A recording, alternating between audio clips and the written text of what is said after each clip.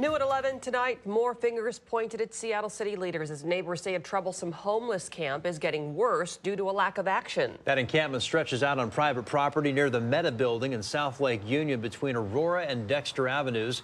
Month after month, we're watching crews move in and clear out encampments at parks, but some frustrated neighbors say their complaints are going nowhere, and now they want to know when the city will take care of the problem on private property. KOMO's Joel Marino's live with this often overlooked issue and what the city is doing to address it. Joel?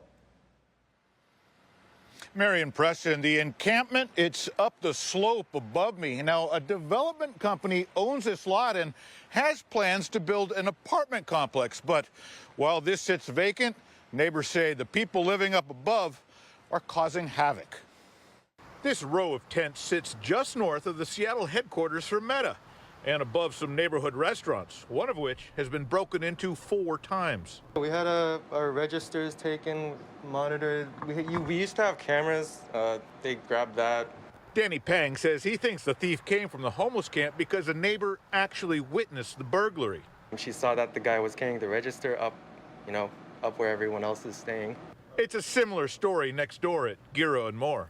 A lot of them do come in and will sleep on the side here and do drugs. Then I'll watch them walk up to their camp. Jabril Mansour says in addition to the crimes, some of the behavior at the camp is dangerous. I've seen 2 fires up there, 2 fires down here, multiple break-ins.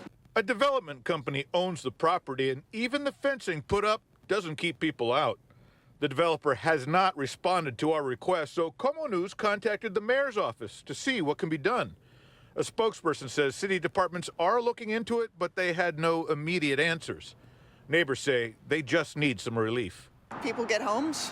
It would be nice to have people be housed. If the city gets involved and if they can help with that, then that's great. Parents take to stores across the area, fingers crossed that today their baby's formula will be in stock. Moms on Facebook all over are like, well, does anybody know where I can find this formula or, and it's scary because how are you going to feed them? Destiny Featherstone is a mother of 2. Her youngest, Luna, is just 4 months old. Yesterday, there was just enough for her month's supply, and I wanted to get it all, but I was like, I don't want to take from the other babies. 4 complaints of a bacteria found in infants who consumed formula made here shut down the Abbott's plant in Sturgis. 2 of the infants became sick. 2 others died. A company spokesperson tells me investigations showed no evidence linking Abbott's formulas to the infants' illnesses or deaths. Now the U.S. is facing the worst shortage of baby formula in decades.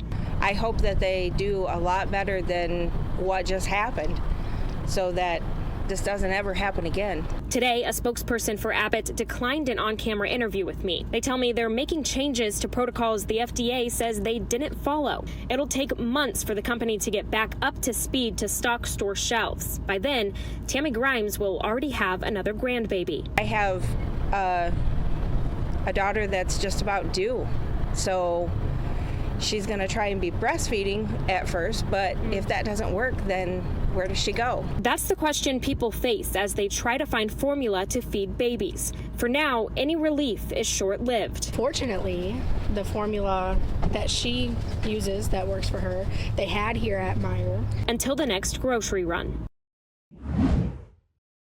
Bob, students acted quickly, I'm told, alerted staff about this. Apparently, they said they saw something like an air pistol or a gun on their school bus this morning, and now police are investigating. That student is out of school.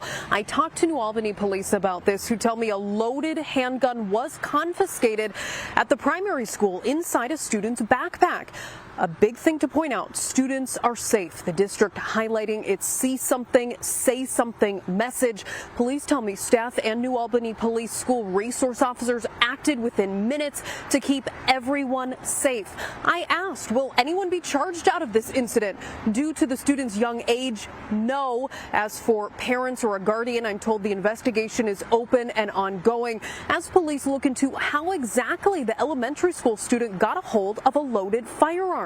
We went to Aim High in New Albany, not far from where we are now, to talk about the importance of firearm safety.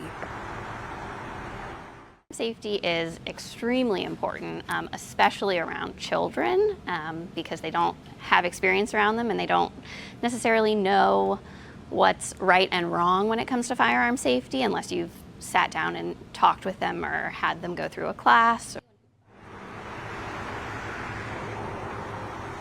She recommends most keeping guns locked up in a safe. There are other safety options as well, like cable or trigger locks. But of course, the big message here, the district calling this an isolated incident. That handgun, that loaded handgun, was confiscated by police. And we will let you know if there are any charges, any updates in this case as the school year is winding down. Live on your side in New Albany, I'm Haley Nelson.